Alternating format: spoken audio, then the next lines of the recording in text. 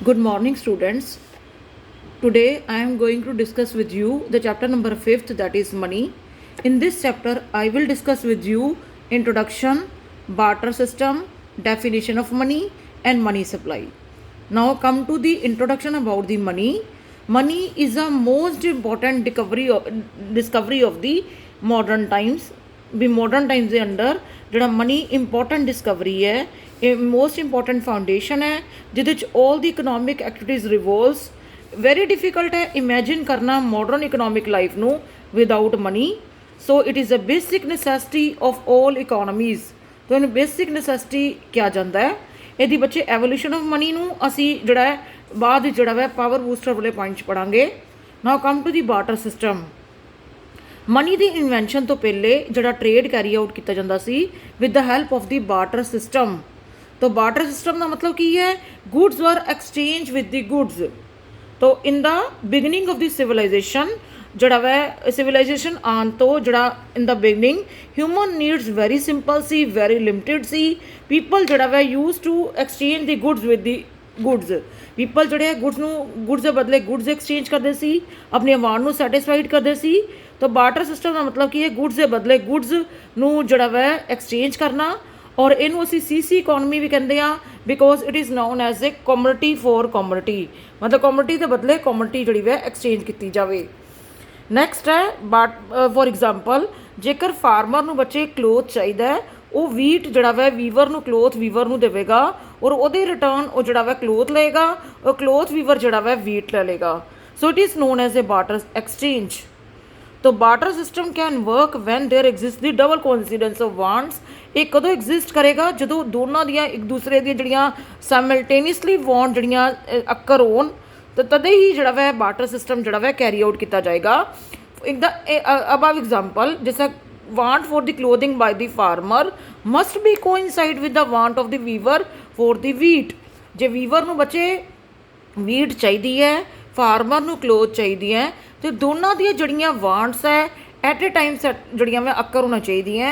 However it is very difficult to find the double coincidence of wants in the real life. ये बड़ी मुश्किल problem है, very difficult है भी eight a time दोनों को सेम चीज़ां चाहिए होन कि एक नूं वीट चाहिए हो, दूसरे नूं क्लोथ चाहिए हो। So it leads to huge trading cost. और ये जड़ा वै मतलब फाइंड आउट करना भी किहड़ा सैलर और बायर आपस में अपनी वांट्स कोइंसाइड करन एट अ टाइम अक्कर होन, तो इट इज़ वेरी डिफिकल्ट क्योंकि इनू फाइंड आउट करने में ट्रेडिंग कॉस्ट काफ़ी लग रही है। सो इकनॉमिक एक्टिविटीज़ दे इनक्रीज होने दे नाल एक्सचेंज वेरी डिफिकल्ट हो गया with the barter system and very complicate हो गया। सो लिमिटेशंस कुछ बड़ियाँ बार्टर सिस्टम दियाँ रही हैं, उन्होंने असीं रीडिंग करांगे। तो किहड़ी लिमिटेशंस रही बार्टर सिस्टम दियाँ? Number 1, lack of the double coincidence of the wants. Barter system उदों ही बच्चे वर्क करेगा जो दोनों बायर ते seller they are ready to exchange each other's goods. दोनों एक दूसरे के गुड्स नूं जड़ा वै रेडी हो एक्सचेंज करने के लिए। फॉर एग्जाम्पल ए जड़ा बी नूं एक्सचेंज करे गुड्स, जो कि ए नूं जो चाहिए बी उन्होंने प्रोवाइड करे और बी नूं जो चाहिए वो ए प्रोवाइड करे। So such double coincidence of wants is very rare. It is very difficult to find the buyer and seller at the same time, जिहदे करके ये जिहड़ा इकॉनमी च इहदी प्रॉब्लम आई। अगला पॉइंट है lack of the common measure of the value. इस अलावा barter system के अंडर जड़ियाँ सारिया गुड्स की इक्वल वैल्यू नहीं होंगी। कुछ गुड्स की वैल्यू ज़्यादा होंगी है, कुछ गुड्स की वैल्यू घट होंगी है। So there is no common measurement of the unit of the value. भी इन्हू मेयर करना वेरी डिफिकल्ट है और इन्हों की एक्सचेंज रेशो को एक्सप्रैस करना वेरी डिफिकल्ट है। फॉर एग्जाम्पल बच्चे जे ए नू वीट चाहिए है तो बी नू जेकर राइस चाहिए है, तो ये डिसाइड करना कि कितना को वीट जड़ा वै राइस के बदले कितना वीट दिता जाए। For example with the 1 kilogram of the rice कि हाउ मच जड़ा वै wheat should be given. So in the absence of the common measurement exchange ratio is fixed randomly which is the party generally suffers. भी ये जड़ा वै बच्चे एक तरह का गैस वर्क सी भी जड़ा वै गुड्स नूं जड़ा वै वीट के बदले जड़ा वै राइस दिता जाए या राइस के बदले वीट दी जाए। तो एक्सचेंज रेशो फिक्स की गई रैंडमली, जड़ा कि एक्यूरेट प्रोसैस नहीं सी और जी पार्टी सफ़र करती सी। थर्ड पॉइंट है lack of the standard of the deferred payment. Barter system के अंडर बच्चे कॉन्ट्रैक्ट किया जाता सी फ्यूचर ट्रांजैक्शन के लिए, जोड़ा कि वेरी डिफिकल्ट है इनू फॉलो करना because of the following reason. Credit transaction जड़ियाँ वह पॉसीबल नहीं सी, फ्यूचर के पेमेंट करनी गुड्स की पॉसीबल नहीं सी। Number 1 borrower may not be able to arrange the goods of exactly same quality at the time of the repayment। ਜਿਸ ਤਰ੍ਹਾਂ ਮੰਨ ਲਓ ਅੱਜ ਵੀਟ ਜੇਕਰ ਪਰਚੇਸ ਕੀਤੀ ਹੈ, ਜੇ ਕੱਲ੍ਹ ਨੂੰ ਤੁਸੀਂ ਜੇਕਰ ਮੰਨ ਲਓ ਰਾਈਸ ਜਿਹੜਾ ਵਾ ਵਾਪਸ ਕਰਨਾ ਉਹਦੇ ਬਦਲੇ, ਤਾਂ ਤੁਸੀਂ ਜਿਹੜਾ ਵਾ ਐਟ ਦਾ ਸੇਮ ਕੁਆਲਿਟੀ ਉਹ ਰਾਈਸ ਵਾਪਸ ਨਹੀਂ ਕਰ ਸਕਦੇ, ਕਿਉਂਕਿ ਇਹਨੂੰ ਅਰੇਂਜ ਕਰਨਾ ਵੈਰੀ ਡਿਫੀਕਲਟ ਪ੍ਰੋਸੈਸ ਹੈ। ਫਿਊਚਰ ਦੇ ਵਿੱਚ ਉਹਦੀ ਕੁਆਲਿਟੀ ਪੈਰਿਸ਼ ਮਤਲਬ ਡਿਟੀਰੀਓਰੇਟ ਹੋ ਸਕਦੀ ਹੈ। ਤਾਂ ਸੇਮ ਚੀਜ਼ ਰੀਪੇਮੈਂਟ ਦੇ ਲਈ ਕਈ ਵਾਰੀ ਨਹੀਂ ਜਿਹੜੇ ਵਾ ਅਰੇਂਜ ਹੁੰਦੀ, ਜਿਹਦੇ ਕਰਕੇ ਪ੍ਰੋਬਲਮ ਆਉਂਦੀ ਹੈ। ਸੈਕਿੰਡ ਬੀ ਪੁਆਇੰਟ ਹੈ, ਕਈ ਕਨਫਲਿਕਟ ਅਰਾਈਜ਼ ਹੋ ਸਕਦਾ ਹੈ ਰਿਗਾਰਡਿੰਗ ਦੀ ਰੀਪੇਮੈਂਟ। ਬਾਇਰ ਔਰ ਸੈਲਰ ਦੇ ਵਿਚਕਾਰ ਜਦੋਂ ਤੁਸੀਂ ਫਿਊਚਰ 'ਚ ਪੇਮੈਂਟ ਕਰ ਰਹੇ ਹੋ ਗੁੱਡਸ ਦੀ, ਤਾਂ ਉਹ ਗੁੱਡਸ ਜਿਹੜੀਆਂ ਡਿਟੀਰੀਓਰੇਟ ਹੋ ਸਕਦੀਆਂ, because goods are perishable in nature regarding the ਜਿਹੜਾ ਵਾ ਐਗਰੀਕਲਚਰ ਗੁੱਡਸ, ਤਾਂ ਉਹਦੇ ਕਰਕੇ ਪ੍ਰੋਬਲਮ ਆ ਸਕਦੀ ਹੈ। ਸੀ ਪੁਆਇੰਟ ਹੈ, ਕਈ ਵਾਰੀ ਕੀ ਹੁੰਦਾ ਕੋਮੋਡਿਟੀ ਜਦੋਂ ਅਸੀਂ ਰੀਪੇਮੈਂਟ ਕਰ ਰਹੇ ਹਾਂ, ਕਈ ਵਾਰੀ ਜਿਹੜਾ at the repayment of the goods ਜਿਹੜਾ ਪਰਸਨ ਰਿਸੀਵ ਕਰ ਰਿਹਾ ਉਹਨੂੰ ਲੋਸ ਵੀ ਹੋ ਸਕਦਾ ਹੈ, ਉਹਨੂੰ ਗੇਨ ਵੀ ਹੋ ਸਕਦਾ ਹੈ, ਕਿਉਂਕਿ at the time of the repayment ਕਈ ਵਾਰੀ ਉਹਦੀ ਵੈਲਿਊ ਵਿੱਚ ਵੱਧ ਜਾਂਦੀ ਹੈ, ਕਈ ਵਾਰੀ ਉਹਦੀ ਵੈਲਿਊ ਘੱਟ ਜਾਂਦੀ ਹੈ। So it is very difficult to make the deferred payment in the form of the goods. Next fourth point, lack of the store of the value. ਇਸ ਤੋਂ ਇਲਾਵਾ ਬੱਚੇ ਫਿਊਚਰ ਦੇ ਵਿੱਚ ਜਿਹੜਾ ਗੁੱਡਸ ਨੂੰ ਸਟੋਰ ਕਰਨਾ ਵੈਰੀ ਡਿਫਿਕਲਟ ਹੈ, ਕਿਉਂਕਿ goods like wheat, rice, vegetables ਉਹਨਾਂ ਦੀ ਇੰਨੀ ਡਿਊਰੇਬਿਲਿਟੀ ਨਹੀਂ ਰਹਿੰਦੀ, ਉਹਨਾਂ ਦੀ ਇੰਨੀ ਕੁਆਲਿਟੀ ਨਹੀਂ ਰਹਿੰਦੀ। With the passage of time ਉਹ ਖਰਾਬ ਹੋ ਜਾਂਦੀ ਹੈ। ਔਰ storage of the goods requires the time and effort, ਜਿਹਦੇ ਕਰਕੇ ਜਿਹੜਾ ਵਾ ਗੁੱਡਸ ਨੂੰ ਸਟੋਰ ਕਰਨਾ ਔਰ ਫਿਊਚਰ ਵਿੱਚ ਇਹਦੀ ਅਰਨਿੰਗ ਜਿਹੜੀ ਵਾ ਅਰਨ ਕਰਨੀ ਵੈਰੀ ਡਿਫਿਕਲਟ ਹੈ। ਸੋ ਇਹਨਾਂ ਡਿਫਿਕਲਟੀਜ਼ ਕਰਕੇ ਬਾਰਟਰ ਸਿਸਟਮ ਜਿਹੜਾ ਵਾ ਕੰਟੀਨਿਊ ਨਹੀਂ ਕਰ ਪਾਇਆ for a longer period of time. As a result it was replaced by the monetary exchange. Monetary system adopt ਕੀਤਾ ਗਿਆ, ਜਿਹਦੇ 'ਚ with the help of the money goods and buying and sellings were done with the help of the money. ਔਰ ਇਹਦੇ functions ਅਸੀਂ power booster 'ਚ ਬਾਅਦ 'ਚ ਪੜਾਂਗੇ। ਪਹਿਲੇ ਅਸੀਂ ਇੰਪੋਰਟੈਂਟ ਕੰਸੈਪਟ ਪੜ੍ਹ ਰਹੇ ਹਾਂ, ਔਰ ਪਾਵਰ ਬੂਸਟਰ ਵਾਲੇ ਪੁਆਇੰਟਸ ਅਸੀਂ ਬਾਅਦ 'ਚੋਂ ਲੇਟਰ ਹੁਣ ਅਸੀਂ ਡਿਸਕਸ ਕਰਾਂਗੇ। ਨੈਕਸਟ ਹੈ ਡੈਫੀਨੇਸ਼ਨ ਆਫ ਮਨੀ। ਕਹਿੰਦਾ ਮਨੀ ਦਾ ਮਤਲਬ ਕੀ ਹੈ ਬੱਚੇ? ਕਹਿੰਦਾ ਮਨੀ ਐਨੀਥਿੰਗ ਹੈ which is generally accepted as a medium of exchange, measure of value, store of value and means for the standard deferred payment. ਕਹਿਣ ਦਾ ਮਤਲਬ ਮਨੀ ਦਾ ਜਿਹਨੂੰ ਅਸੀਂ as a medium of exchange use ਕਰਦੇ ਹਾਂ, ਕਿਸੇ ਵੀ ਟ੍ਰਾਂਜੈਕਸ਼ਨ ਲਈ ਇਹਨੂੰ ਯੂਜ਼ ਕਰ ਸਕਦੇ ਹਾਂ, ਮੇਅਰ ਕਰਨ ਦੇ ਲਈ ਯੂਜ਼ ਕਰ ਸਕਦੇ ਹਾਂ, ਸਟੋਰੇਜ ਕਰਨ ਲਈ ਯੂਜ਼ ਕਰ ਸਕਦੇ ਹਾਂ, ਸਟੈਂਡਰਡ ਫੋਰ ਦੀ ਡੈਫਰਡ ਪੇਮੈਂਟ ਲਈ ਯੂਜ਼ ਕਰ ਸਕਦੇ ਹਾਂ। ਤਾਂ ਮਨੀ ਦੇ ਵਿੱਚ ਇਨਕਲੂਡ ਕੀਤੇ ਜਾ ਰਹੇ ਕੋਇਨਸ, ਕਰੰਸੀ ਨੋਟਸ, ਚੈਕਸ, ਜਿਹਨੂੰ ਕਿ ਯੂਜ਼ ਕੀਤਾ ਜਾਂਦਾ ਹੈ ਬਿਜ਼ਨਸ ਟ੍ਰਾਂਜੈਕਸ਼ਨ ਦੇ ਲਈ, ਸੈਟਲਮੈਂਟ ਦੇ ਲਈ। ਔਰ ਮਨੀ ਜਿਹੜੀ ਹੈ ਬੱਚੇ ਇਹ ਕਾਮਨ ਕੰਸੈਂਟ ਦੇ ਨਾਲ ਇੱਕ ਇੰਸਟਰੂਮੈਂਟ ਹੈ ਜਿਹੜਾ ਕਿ ਯੂਜ਼ ਕੀਤਾ ਜਾ ਰਿਹਾ ਹੈ for the exchange of the goods and services. ਫਿਰ ਅਸੀਂ ਬੱਚੇ ਦੇ ਪਾਵਰ ਬੂਸਟਰ 'ਚ ਇਹਦੇ ਪੁਆਇੰਟ ਨੈਕਸਟ ਪੜਾਂਗੇ। ਫੰਕਸ਼ਨਲ ਡੈਫੀਨੇਸ਼ਨ ਮਨੀ ਦੀ, definition on the basis of the liquidity and definition on the basis of the scope. We will discuss this concept later on. Now come to the important point, legal definition of the money। तो इस definition the regarding money ਦਾ ਮਤਲਬ ਕੀ ਹੈ? What the says is the money, what the law says is the money। ਜਿਹਨੂੰ law recognize ਕਰ ਰਿਹਾ ਹੈ, ਜਿਹਨੂੰ law ਜਿਹੜਾ ਵਾ accept ਕਰ ਰਿਹਾ ਹੈ, ਉਹਨੂੰ ਅਸੀਂ money declare ਕਰਾਂਗੇ। तो लीगल recognition ਦੇ accordingly money ਦੇ ਬੱਚੇ ਦੋ kinds ਹੈ, ਇੱਕ legal tender money, ਇੱਕ non legal tender money। legal tender money ਕਿਹੜੀ ਹੈ ਕਿ ਜਿਹਨੂੰ ਅਸੀਂ ਲੀਗਲੀ ਜਿਹੜਾ ਵਾ law ਦੇ ਰਿਹਾ ਹੈ, ਪਰਮਿਸ਼ਨ ਦੇ ਰਿਹਾ ਹੈ, ਔਰ ਕ੍ਰੈਡੀਟਰ is ਓਬਲਾਈਜ਼ਡ by the law to receive ਸੱਚ ਮਨੀ। ਜਿਸ ਪਰਸਨ ਨੇ ਕਿਸੇ ਨੂੰ ਲੋਨ ਦਿੱਤਾ, ਜਦੋਂ ਉਹ ਰਿਟਰਨ ਲੈ ਰਿਹਾ ਹੈ, ਉਹ ਰਿਟਰਨ ਜਿਹੜਾ ਮਨੀ ਉਹ ਅਸੈਪਟ ਕਰੇਗਾ the payment of the debt due to him. ਜਿਹੜੀ ਕਿ ਪੇਮੈਂਟ ਉਹਨੂੰ ਮਤਲਬ ਦੇਣੀ ਬਣਦੀ ਹੈ, ਉਹ ਪੇਮੈਂਟ ਉਹਨੂੰ ਮਿਲ ਜਾਏਗੀ in the form of the money and the nobody can refuse it. It is a legal tender money because it is recognized by the law. तो लीगल मतलब लीगली रैकोगनाइजेशन ਜਿਹਨੂੰ ਮਿਲ ਜਾਵੇ ਉਹਨੂੰ ਬੋਲਦੇ ਮਨੀ। ਦੋ ਟਾਈਪਸ ਹੈ ਇਹਦੇ, limited legal tender and unlimited legal tender. ਬੱਚੇ ਲਿਮਿਟਿਡ ਲੀਗਲ ਟੈਂਡਰ ਦਾ ਮਤਲਬ ਕੀ ਹੁੰਦਾ ਹੈ ਕਿ ਜਿਹੜਾ ਕਿਸੇ ਡੈਟ ਨੂੰ ਡਿਸਚਾਰਜ ਕਰਨ ਲਈ, ਡੈਟ ਨੂੰ ਜਿਹੜਾ ਵਾ ਪੇਮੈਂਟ ਕਰਨ ਦੇ ਲਈ ਅਸੀਂ ਸਰਟਨ ਲਿਮਿਟ ਤੱਕ ਉਹਨੂੰ ਮਨੀ ਨੂੰ ਯੂਜ਼ ਕਰਦੇ ਹਾਂ। ਸੋ ਇਸ ਤੋਂ ਜ਼ਿਆਦਾ ਜੇਕਰ ਉਹਦੀ ਪੇਮੈਂਟ ਕਰਾਂਗੇ, ਪਰਸਨ ਕੈਨ ਰਿਫਿਊਜ਼ ਇਟ। ਇਹਨੂੰ ਲਿਮਿਟਿਡ ਲੀਗਲ ਟੈਂਡਰ ਮਨੀ ਕਿਹਾ ਜਾਂਦਾ ਹੈ। For example as per the ਕੋਇਨੇਜ act 2011 ਦੇ ਅੰਡਰ ਕੋਇਨਸ ਜਿਹੜੇ ਆ ਬੱਚੇ ਲਿਮਿਟਿਡ ਲੀਗਲ ਟੈਂਡਰ ਹੈ। ਇਹਨਾਂ ਦੀ ਡਿਨੋਮੀਨੇਸ਼ਨ ਨੋਟ ਲੋਅਰ ਦੈਨ 1 ਰੁਪੀ ਔਰ ਐਨੀ ਸਮ ਫॉर ਨੋਟ ਦੈਨ ਐਕਸੀਡਿੰਗ 1000। ਕਿਸੇ ਪਰਸਨ ਨੂੰ ਜੇਕਰ ਤੁਸੀਂ ਕੋਇਨਸ ਦੇ ਥਰੂ ਪੇਮੈਂਟ ਕਰੋਗੇ, ਉਹ ਵੱਧ ਤੋਂ ਵੱਧ ਬੱਚੇ ਕਿੰਨੇ ਦੀ ਪੇਮੈਂਟ ਹਾਲੇਗਾ? ਵੱਧ ਤੋਂ ਵੱਧ 1000 ਰੁਪੀਜ਼ ਦੀ। ਉਸ ਤੋਂ ਬਾਅਦ ਉਹ ਰਿਫਿਊਜ਼ ਕਰ ਸਕਦਾ that he will not accept the money in the form of the coins. ਤੋਂ ਇਹਨੂੰ ਅਸੀਂ ਲਿਮਿਟਿਡ ਅਮਾਊਂਟ ਲਈ ਯੂਜ਼ ਕਰਦੇ ਹਾਂ। ਅਗਲਾ ਪੁਆਇੰਟ ਹੈ ਅਨਲਿਮਿਟਿਡ ਲੀਗਲ ਟੈਂਡਰ। ਇਹ ਵੀ ਇੱਕ ਤਰ੍ਹਾਂ ਦਾ ਲੀਗਲ ਟੈਂਡਰ ਮਨੀ ਦੀ ਫॉर्म ਹੈ, ਜਿਹਨੂੰ ਕਿ ਅਸੀਂ ਪੇਮੈਂਟ ਕਰਦੇ ਹਾਂ ਆਫ ਐਨੀ ਅਮਾਊਂਟ और legal action can be taken against a person who refuses to accept this money. ਜਿਹੜਾ ਪਰਸਨ ਰਿਫਿਊਜ਼ ਕਰਦਾ ਹੈ ਵੀ ਇਹਨੂੰ ਨਹੀਂ ਐਕਸੈਪਟ ਕਰਨਾ, ਉਹਦੇ ਜਿਹੜਾ ਅਗੇਂਸਟ ਜਿਹੜਾ ਲੀਗਲ ਐਕਸ਼ਨ ਲਿੱਤਾ ਜਾ ਸਕਦਾ ਹੈ।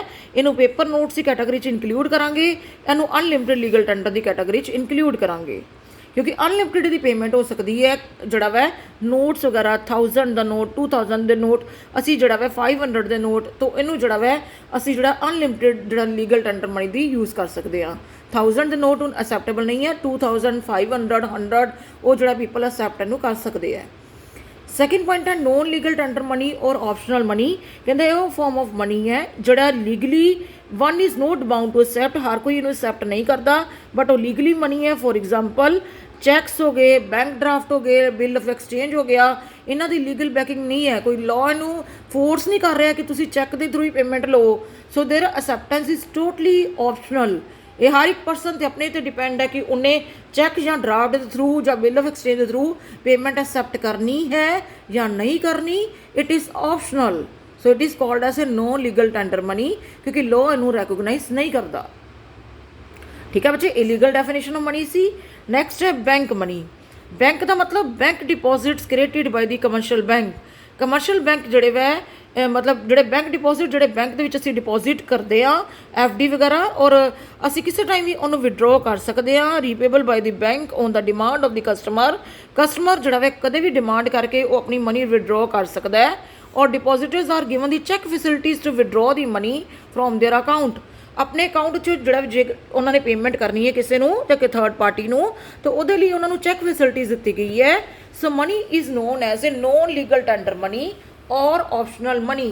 ठीक है, मनी नू असी जोड़ा वै बैंक मनी या it is also called as a bank money नू असी की वर्ड बोलांगे, it is also called as a non legal tender money. ठीक है, और ऑप्शनल मनी की कैटेगरी च नू असी must be note bank money is a non legal tender money और optional money. Non legal tender मतलब चैक ड्राफ्ट वगैरह, और ऑप्शनल का मतलब अपनी मर्जी है, तुसी पेमेंट कर भी सकते हो और नहीं भी कर सकते। Now come to the next topic, very very important topic, that is a money supply. Very important topic बच्चे, मनी सप्लाई। तो मनी सप्लाई का मतलब की है refers to the total volume of the money held by the public at a particular point of time in an economy. Total volume of money जड़ा public held कर रही है और at a particular point of time असी इन्हू measure करते हैं, because it is refer to a stock concept. तो ये फीचर्स की है, फीचर्स जिसे इंक्लूड कर रहे हैं कि मनी जी पब्लिक हैल्ड कर रही है। पब्लिक का मतलब जड़ा इनू यूज़ कर रहे हैं, लाइक इंडिविजुअल्स हो गया या फिर बिजनेस फर्म्स हो गई, उन्होंने मनी सप्लाई की कैटेगरी इंक्लूड करांगे। ये मनी क्रिएटिंग सैक्टर नहीं लेना, जैसा बैंकिंग हो गया सिस्टम या गवर्नमेंट हो गया। Cash balances held by them do not come into the circulation in the country. ये कंट्री विच जड़ी वै जड़ा कैश है बैंकिंग सिस्टम के द्वारा या गवर्नमेंट के द्वारा जड़ा कि वो मनी सप्लायर है, तो उन्होंने इंक्लूड नहीं करांगे। ये स्टॉक कंसैप्ट है क्योंकि ये particular point of time of जड़ा वै मनी नू काउंट कर रहे हैं। फिर एक components of the money supply, two major components है मनी सप्लाई दे। फर्स्ट पॉइंट है करंसी विद पब्लिक। ये आ जाएगा बच्चे पेपर नोट्स आ जाएगा, coins held by the public. ये मोस्ट लिक्विड एसेट है। ये असी कॉइनस के डिनोमिनेशन लै रहे हैं, like 10 rupees 5 rupees 2 rupees 1 rupees. Paper notes लै रहे हैं लाइक 2000 500 200 एंड 100। तो ये असी इंक्लूड कर रहे हैं मनी सप्लाई के करंसी विद द पब्लिक, भी पब्लिक हैल्ड कर रही है। पब्लिक किस तरह हैल्ड करती है, लिक्विड एसेट नू हैल्ड करती है, कॉइनस नू हैल्ड करती है और पेपर नोट्स नू हैल्ड करती है, उन्होंने बोलांगे currency with public. Second point है इहदा, currency money is also termed as a fiat money. Fiat money की होंदा बच्चे कि वह मनी जिन्हों के गवर्नमेंट ऑर्डर दे रही है to act as a money under the law, it is accepted for all the debts. तो इनू असी लीगल टेंडर मनी कहते हैं, ये लीगली एक्सैप्टेबल है। Demand deposits with the bank, demand deposits with the bank जो कमर्शियल बैंक का मतलब कि वो डिपॉजिट जोड़े बैंक के जमान इनू असी इन कैश करवा सकते हैं, पब्लिक इनू इन कैश करवा सकती है एट ए टाइम जोड़ा by giving the checks by the account holder. Account holder अपना चैक जोड़ा वै बैंक नू दे के अमाउंट जोड़ा विड्रॉ करा सकता है। नेक्स्ट है a demand deposit is treated as equal to the currency held it is readily acceptable as a means of payment. बच्चे जो चैक है जो डिमांड डिपॉजिट है वो हर कोई इनू एक्सैप्ट करेगा। फिर only net demand deposits are included, ये सिर्फ नैट बेसिस उत्ते ही जो वा पेमेंट लैनी है, नैट बेसिस से डिमांड डिपॉजिट्स लैनी है। जी इंटरबैंक डिपॉजिट है उन्होंने असीं एक्सक्लूड करना है, क्योंकि इंटरबैंक डिपॉजिट का मतलब की होंदा है कि deposits held by the bank on the behalf of the other bank. एक बैंक ने दूसरे डिमांड बैंक के डिपॉजिट अपने को रखे है, ये मनी सप्लाई का पार्ट नहीं होएगा, क्योंकि ये पब्लिक को नहीं जाते, ये बैंक की जड़े डिपॉजिट पे आ दूसरे बैंक के कोलों और पब्लिक का पार्ट नहीं है, इस करके इनू इंक्लूड नहीं करना। फिर ग्रॉस डिमांड डिपॉजिट असीं इंटरबैंक डिपॉजिट लै रहे हैं, इंटरबैंक क्लेम लै रहे हैं, लेकिन नैट डिमांड डिपॉजिट इंक्लूड नहीं करते। So only net demand deposits are taken of the money supply का जोड़ा पार्ट हैं। फिर टर्म डिपॉजिट्स को असीं इंक्लूड नहीं करते। Term deposit by calculating the M1 measurement of the money supply असीं सिर्फ डिमांड डिपॉजिट को इंक्लूड करना है। बच्चे डिमांड डिपॉजिट का मतलब की है जो सेविंग अकाउंट डिपॉजिट आ जाएगा, करंट अकाउंट डिपॉजिट आ जाएगा, असीं उन्हें इंक्लूड करांगे, असीं जो टर्म डिपॉजिट को इंक्लूड नहीं करांगे, क्योंकि टर्म डिपॉजिट जोड़े है with fix period of time तो पहले मैच्योर नहीं हो सकते, लाइक FD वगैरह तो फिक्स टाइम पीरियड तो पहले मैच्योर नहीं हो सकते। असी एक component of the money supply को ट्रांजैक्शन मनी भी कहते हैं और डायरैक्टली यूज़ की जाती है फॉर द ट्रांजैक्शनस। फिर measures of the money supply till 1967-68 तक RBI जोड़ा वा narrow measures of the money supply use करता सी, लेकिन सिंस 1977 तो 4 अल्टरनेटिव जोड़े वा मनी सप्लाई के कंपोनेंट यूज़ किए गए हैं, M1, M2, M3, M4 it have been एवॉल्वड। तो पहला पॉइंट है बच्चे M1 जड़ा वै फस्ट बेसिक मेयर है मनी सप्लाई का, मोस्ट लिक्विड मेयर है मनी सप्लाई का, और ये जोड़े सारे कंपोनेंट है M1 के इनू असीं यूज़ करते हैं मीडियम ऑफ एक्सचेंज के लिए। और जोड़े M1 के कंपोनेंट है it can be easily convertible into cash. So M1 के कंपोनेंट को मोस्ट लिक्विड एसेट कहा जाता है, because it is use for the जोड़ा वह measures most important most liquid measure for the money supply. और M1 विच की point आ जाएगा currency with the public, demand deposit of the commercial bank जिन्होंने चैकेबल डिपॉजिट कहा जाता है, पीपल इनू विड्रॉ करा सकते हैं जोड़ा कि उन्होंने अमाउंट बैंक में जमा किया है उन्होंने थ्रू चैक उन्होंने विड्रॉ करवा सकते हैं। Other deposit with RBI, other deposit मतलब मान लो कोई फॉरेन कंपनी उन्हें RBI च अपना जमा कराया पैसा, IDBI ने करवाया, industrial development bank of the India या IMF ने करवाया, ठीक है, फाइनैंशियल इंस्टीट्यूशन ने कराया, गवर्नमेंट ने कराया, और जोड़ा वह RBI के कोल पैसा जमा कराया है उन्होंने असीं बोलांगे अदर डिपॉजिट विद RBI। तो इनू असीं M1 ते M2 नू असीं narrow definition of money which include करांगे, ठीक है। यही लिखिया अदर डिपॉजिट विद RBI का मतलब deposits held by the RBI on the behalf of the foreign bank, government, public financial institution, world bank, IMF जिन्होंने कि RBI को अपना पैसा जमा कराया है। So it includes it does not include deposit of the Indian government and commercial bank with the RBI, it constitute a very small proportion of the M1, so it does not have a significant role to play in the monetary policy formulation इसका part role play नहीं हो रहा, क्योंकि इन्हों small proportion है। फिर M2 ये भी नैरो डेफिनेशन ऑफ मनी है, नैरो कंसैप्ट है मनी सप्लाई का, ये broader but according to as compare to M1 ये ब्रॉडर कंसैप्ट है। इन एडिशन टू M1 ये इंक्लूड कर रहे हैं saving deposit with the post office saving bank. Post office saving bank साडा कोई अकाउंट है वो सेविंग है वो M1 इंक्लूड कर देंगे तो वो M2 का दी इक्वल हो जाएगा। तो सेविंग डिपॉजिट का मतलब which are not withdrawal by the cheque they could not be placed on the demand deposit as a result M2 was evolved कि इनू असीं ईजिली जो विड्रॉ नहीं मतलब थ्रू चैक असी विड्रॉ नहीं कर सकते। तो जोड़े M1 ते M2 के कंपोनेंट है ये नैरो डेफिनेशन इंक्लूड करांगे। हुण M3 ते M4 के कंपोनेंट बच्चे असीं ब्रॉडर डेफिनेशन च लवांगे as compare to the M1। ये असीं इंक्लूड कर रहे हैं M3 के अंडर असीं M1 के सारे कंपोनेंट लेने हैं plus net time deposit with the bank, ठीक है बच्चे। M1 के कंपोनेंट है currency and coins with the public.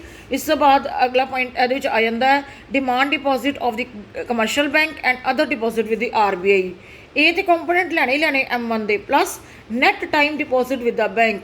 Net time deposit with the bank ਦਾ ਮਤਲਬ ਪਾਰਟਿਕੂਲਰ ਫਿਕਸ ਟਾਈਮ ਪੀਰੀਅਡ ਦੇ ਲਈ ਤੁਸੀਂ ਬੈਂਕ ਦੇ ਵਿੱਚ ਜਮ੍ਹਾਂ ਕਰਾ ਰਹੇ ਹੋ ਪੈਸਾ, ਉਹਨੂੰ ਅਸੀਂ ਇਨਕਲੂਡ ਕਰ ਰਹੇ ਹਾਂ। ਔਰ ਇਹ ਜਿਹੜਾ ਅਸੀਂ ਚੈੱਕ ਦੇ ਥਰੂ ਵਿਡਰੋ ਨਹੀਂ ਕਰ ਸਕਦੇ। ਫੋਰ ਐਗਜ਼ਾਮਪਲ FD ਹੋ ਗਿਆ ਜਾਂ ਰੈਕਰਿੰਗ ਡਿਪੋਜ਼ਿਟ ਹੋ ਗਿਆ। ਸੋ ਜਿਹੜਾ ਵਾ M3 ਤੇ M4 ਲੈਸ ਲਿਕੁਇਡ ਐਸਟ ਹੈ, ਲੈਸ ਲਿਕੁਇਡ ਮਨੀ ਦਾ ਪਾਰਟ ਹੈ, but they are more profitable, ਮਤਲਬ ਲੈਸ ਲਿਕੁਇਡ ਹੈ ਬਟ ਮੋਰ ਪ੍ਰੋਫਿਟੇਬਲ ਹੈ। ਨੈਕਸਟ ਆਏਗਾ 4th ਪੁਆਇੰਟ M4, ਇਹਦੇ 'ਚ ਅਸੀਂ ਟੋਟਲ ਡਿਪੋਜ਼ਿਟ ਇਨਕਲੂਡ ਕਰ ਰਹੇ ਹਾਂ post office saving bank in addition to the M3 ਤੋਂ ਇਲਾਵਾ ਇਹਦੇ 'ਚ ਬੱਚੇ ਇਨਕਲੂਡ ਹੋ ਰਹੇ ਆ total deposit with the post office bank excluding NSC, ਕਿਉਂਕਿ NSC ਨੂੰ ਬੱਚੇ ਜਿਹੜਾ 5 ਇਅਰਸ ਤੋਂ ਪਹਿਲੇ ਤੁਸੀਂ ਲੋਕਿੰਗ ਡਾਊਨ ਪੀਰੀਅਡ ਹੁੰਦਾ, ਲੋਕਡਾਊਨ ਪੀਰੀਅਡ ਹੁੰਦਾ ਦਾ ਕਹਿ ਦਿਓ ਕਿ ਲੋਕਿੰਗ ਪੀਰੀਅਡ ਹੁੰਦਾ ਹੈ, ਇਸ ਤੋਂ ਪਹਿਲੇ ਤੁਸੀਂ ਇਹਨੂੰ ਵਿਡਰੋ ਨਹੀਂ ਕਰਾ ਸਕਦੇ।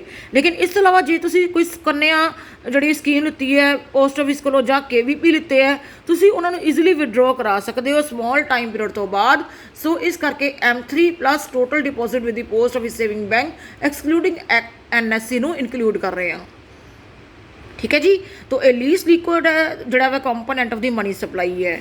ਨੈਕਸਟ ਅਸੀਂ ਚਾਰਟ ਨੂੰ ਵਿਡਰੋ ਕਰਾਂਗੇ measures of the money supply. ਪਹਿਲੇ ਪੁਆਇੰਟ ਆ ਗਿਆ M1 currency and coins with the public, demand deposit of the commercial bank, other deposit with the RBI। M2 ਵਿੱਚ ਆ ਜਾਏਗਾ M1 plus saving deposit with the post office saving bank. ਫਿਰ M3 ਵਿੱਚ ਆ ਜਾਏਗਾ M1 plus net time deposit with the bank. M4 ਵਿੱਚ ਆ ਜਾਏਗਾ M3 plus total deposit with the post office saving bank excluding NSC. Now important fact about the measures of the money supply, तो कहते हैं 4 money supply ਦੇ component है like M1, M2, M3, M4। ਜਿਹੜਾ M1 है बच्चे ये most liquid है, लेकिन M4 component ਜਿਹੜਾ least liquid है। M3 ਨੂੰ ਅਸੀਂ ਯੂਜ਼ ਕਰਦੇ ਹਾਂ, ਵਾਈਡਲੀ ਯੂਜ਼ ਕਰਦੇ ਹਾਂ, ਇਹ ਐਗਰੀਗੇਟ ਮੋਨਟਰੀ ਰਿਸੋਰਸਿਸ ਸੁਸਾਇਟੀ ਦਾ ਇੱਕ ਪਾਰਟ ਹੈ। ਫਿਰ M1 ਤੇ M2 ਨੂੰ ਅਸੀਂ ਨੈਰੋ ਮਨੀ ਸਪਲਾਈ ਦਾ ਕੰਸੈਪਟ ਕਰਾਂਗੇ, ਲੇਕਿਨ ਜਿਹੜਾ M3 ਤੇ M4 ਨੂੰ ਅਸੀਂ ਬਰੋਡਰ ਮਨੀ ਕੰਸੈਪਟ ਕਵਾਂਗੇ, ਮਨੀ ਸਪਲਾਈ ਦਾ ਕੰਸੈਪਟ ਕਵਾਂਗੇ। ਹਾਂਜੀ ਬੱਚੇ, ਨੀਚੇ ਇੱਕ ਐਗਜ਼ਾਮਪਲ ਤੁਹਾਨੂੰ ਗਿਵਨ ਹੈ ਜਿਹਦੇ ਵਿੱਚ ਉਹਨਾਂ ਨੇ ਕੰਪੋਨੈਂਟ ਅਲੱਗ-ਅਲੱਗ ਦਿੱਤੇ ਆ ਔਰ ਕੈਲਕੂਲੇਟ ਕਰਨ ਲਈ ਕਿਹਾ ਗਿਆ ਹੈ M1 ਕੈਲਕੂਲੇਟ ਕਰੋ, M2 ਕੈਲਕੂਲੇਟ ਕਰੋ, M3 ਐਂਡ M4। तो पहले ये currency with the public given है, demand deposit with the bank given है, other deposit with the RBI given है, total deposit with the post office given है, time deposit with the bank given है and post office saving bank deposit given है। Calculate करना M1, तो M1 के component दे currency and coins, currency with the public plus demand deposit plus other deposit with the RBI। check the values in the question and put the value in the formula and you will get the answer of the M1। तो currency with the public the amount 84,000 है, demand deposit with the bank जड़े वे ताड़े को amount 68,000 है, उसके बाद other deposit जड़े बचे अमाउंट ताड़े को 3612 है। टोटल कर दोगे अमाउंट ये आ जाएगा 1,55,612। M2 ਦੇ ਵਿੱਚ ਆ ਜਾਏਗਾ M1 plus saving deposit with the post office saving bank. ਇਹਦੇ ਜੋ ਤੁਸੀਂ M1 ਨੂੰ ਕੈਲਕੂਲੇਟ ਕੀਤਾ ਹੈ ਐਡ ਕਰੋਗੇ ਸੇਵਿੰਗ ਡਿਪੋਜ਼ਿਟ ਦੀ ਪੋਸਟ ਆਫਿਸ ਬੈਂਕ। ਇਹ ਬੱਚੇ ਤੁਹਾਨੂੰ ਦਿੱਤਾ ਹੋਇਆ ਕੁਐਸਚਨ ਦੇ ਵਿੱਚ ਅਮਾਊਂਟ ਜਿਹੜਾ ਦਿੱਤਾ ਹੈ ਪੋਸਟ ਆਫਿਸ ਸੇਵਿੰਗ ਦਾ 5528। तो ਇਹਨੂੰ ਐਡ ਕਰੋਗੇ you will get your answer. M1 ਦੇ ਜਿਹੜੇ ਵੀ ਕੰਪੋਨੈਂਟ ਐਡ ਕੀਤੇ ਉਸ ਅਮਾਊਂਟ ਦੇ ਵਿੱਚ ਐਡ ਕਰੋਗੇ post office saving deposit and you will get your answer M2। Now come to the M3 value. M3 विच की करना है M1 लेना है plus net time deposit with the bank. Net time deposit with the bank का amount तुसीं check करो तुहाडे कोल गिवन है demand deposit with the bank 5th point, ਉਹਨੂੰ ਐਡ ਕਰੋਗੇ। M1 ਦਾ ਕੰਪੋਨੈਂਟ ਤੁਸੀਂ ਆਲਰੇਡੀ ਐਡ ਕਰ ਚੁੱਕੇ ਹੋ 1,55,612 ਪਲੱਸ 2,05,55 ਦੇ ਵਿੱਚ ਐਡ ਕਰਕੇ ਤੁਹਾਡਾ ਅਮਾਊਂਟ ਆ ਜਾਏਗਾ 3,56,167। ਨਾ ਕਮ ਟੂ ਦੀ M4 ਕੰਪੋਨੈਂਟ। ਇਹਦੇ ਵਿੱਚ ਆ ਜਾਏਗਾ ਬੱਚੇ M3 plus total deposits with the post office. M3 ਦਾ ਅਮਾਊਂਟ ਜਿਹੜਾ ਤੁਸੀਂ ਕੈਲਕੂਲੇਟ ਕਰ ਚੁੱਕੇ ਹੋ 3,56,167 प्लस करोगे total deposit with the post office. Total deposit with the post office amount given है 22,500। इनू ऐड किया the figure will become 3,78,667। In this way you can easily calculate the component of the M1, M2, M3 and M4। next come to the next question, what is high powered money। बच्चे high powered money किहड़ी है जिन्हों कि RBI produce कर रहा है, जिन्हों government produce करती है और ये currency held by the public cash reserve with the bank आ जाएगा। हाई पावर्ड मनी और मनी दोनों का आपस में की रिलेशन है, money versus high powered money. तो बच्चे ये देखोगे ध्यान दे नाल जिहड़ा मनी है it is consist of the currency and demand deposit, लेकिन जिहड़ा हाई पावर्ड मनी है इस currency and cash reserve with the bank include करते हैं। Currency held by the public is a common in both them. Difference की है, money दे विच असी demand deposit of bank लैंदे आ, लेकिन हाई पावर्ड मनी विच असी cash reserve with the bank लै रहे हैं। तो high powered money as compare to जड़ा मनी कैश रिजर्व जड़ा एक्चुअल बेस है for generation of the demand deposit, ये जड़ा वा ज़्यादा मतलब हायर पॉइंट है हाई पावर्ड मनी क्योंकि ये असी कैश रिजर्व लै रहे हैं जिन्हों कि असी यूज़ करते हैं for creating the demand deposit in the economy. फिर असी दे मॉनेटरी सिस्टम बारे बच्चे पावर बूस्टर च पढ़ांगे। फिर revision of the key point है कि बार्टर सिस्टम का मतलब की है, गुड्स के बदले गुड्स एक्सचेंज किया जान। लिमिटेशनस की है बार्टर सिस्टम दियाँ कि डबल कॉन्फिडेंस ऑफ वांट्स नहीं लिता जाता, common measure of the value नहीं लेंदे, स्टैंडर्ड ऑफ डेफर्ड पेमेंट नहीं लेंदे, स्टोर वैल्यू नहीं लिता जाता। अगला वह मनी का मतलब की है जिन्हों असी यूज़ करते हैं generally acceptable as a medium of exchange, measure of value, store of value and standard of the deferred payment, उन्होंने बोलते हैं मनी। मनी सप्लाई का मतलब की है total volume of the money held by the public at a particular point of time. Measures of money supply विच की आ जाएगा M1 currency and demand deposit with the public, coins with the public, demand deposit of the commercial bank and other deposit with the RBI। M2 दे विच की आ जाएगा बच्चे M1 plus saving deposit with the post office saving bank. M3 they which include किया जाएगा M1 plus net time deposit with the bank. M4 विच की आ जाएगा M3 plus total deposit with the post office bank excluding NSC, already सी explain कर चुके हैं। अगला क्वेश्चन है हाई ऑर्डर थिंकिंग स्किल वाला क्वेश्चन, कहता डी मोनेटाइजेशन तो बाद पीपल ने अपनी ओल्ड करंसी बैंक की जमा करानी शुरू कर दी, ये इकोनॉमी मनी सप्लाई घटी है। तो डिफेंड और रिफ्यूट, तो असी जड़ा वह इनू रिफ्यूट करांगे स्टेटमेंट नू, क्योंकि जो ओल्ड करंसी डिपॉजिट जड़े है reduces the currency held by the public and it increases the net time deposit held by the commercial bank, another component of the money supply. Check वगैरह की usage ज़्यादा होने लग पी एट द सेम अमाउंट के नाल, तो overall money supply तो कोई इंपैक्ट नहीं पिया। तो कहता however money supply will decrease the permanently to the extent of the black money जी रिड्यूस हुई और which does not re enter the system, इन्ना सिस्टम में जोड़ा वह दोबारा मनी नहीं क्रिएट हुई। अगला क्वेश्चन है why money supply termed as a stock concept, क्योंकि असी पर्टिकुलर पॉइंट ऑफ टाइम उत्ते मेयर कर रहे हैं। बच्चे NCERT के क्वेश्चन है वट इज़ बार्टर सिस्टम, यदियाँ ड्रॉबैक्स की है असी ऑलरेडी ये पढ़ चुके हैं पेज नंबर 5.2 ते कि बार्टर सिस्टम मतलब गुड्स के बदले गुड्स एक्सचेंज किया जान, और सारे ये असी जोड़े वह पॉइंट जोड़े है बार्टर सिस्टम की लिमिटेशन ऑलरेडी सारे पॉइंट असी पढ़ चुके हैं कि lack of the double confidence of wants, lack of the common measure of the value, lack of the standard deferred payment and lack of the store of the value. ठीक है जी। उस बाद नैक्सट है मेन फंक्शनस मनी दे की है, असी ये power booster point विच पढ़ांगे। ट्रांजैक्शन डिमांड ऑफ मनी नू पावर बूस्टर पॉइंट विच पढ़ांगे, स्पैकुलेटिव मोटिव नू पावर बूस्टर पॉइंट पढ़ांगे। ऑल्टरनेटिव डेफिनेशन मनी दियाँ जिन्हों मेयर्स ऑफ मनी सप्लाई किया जाता है M1 M2 M3 and M4 already असी ये पढ़ चुके हैं। हुणे बच्चे असी इहदा कंसैप्ट कंसिडर किया है वाला क्वेश्चन मनी सप्लाई का, एदे measures of the money supply असी ऑलरेडी हुणे पढ़ चुके हैं। पेज नंबर जोड़ा तुहाडा 5.3 तो लैके बच्चे तुसी 5 तक पढ़िया है, तो इनू इनकलूड करोगे 5.3 टू 5.5 पॉइंट विच मेयर करांगे। लीगल टेंडर मनी किहड़ी है जिन्हों कि लीगली रैकोगनाइज किया जाता है। फेट मनी किहड़ी है जिन्हों कि गवर्नमेंट ऑर्डर दे रही है to act as a money और under the law it is acceptable. High powered money हुणे असी कंसैप्ट किया है हाई पावर्ड मनी का। तो हाई पावर्ड मनी की है कि जिहड़ी असी इंक्लूड कर रहे हैं produced by the RBI and the government, currency held by the public and cash reserve with the bank. So it was all about the today's lecture. Hope you have understood this point. If you have any query any problem then you can contact me. इस अलावा बच्चे तुसी objective type question पढ़ने हैं, true और false, matching type, MCQ, assertion reason based question, ठीक है। ए वाले क्वेश्चन तुसी रीडिंग रिवाइज करने हैं और विजन बेस्ड क्वेश्चन गिवन है पिछे नीचे जोड़े पॉइंट बैक एक्सरसाइज 5.12 पेज पे तुसी शॉर्ट आंसर लॉन्ग आंसर तो इनू अच्छी तरह रिवाइज कर लेना। And in the next lecture we will discuss about the power booster portion in the next lecture. तो ये तक तुसी बच्चे रिवाइज कर लेना।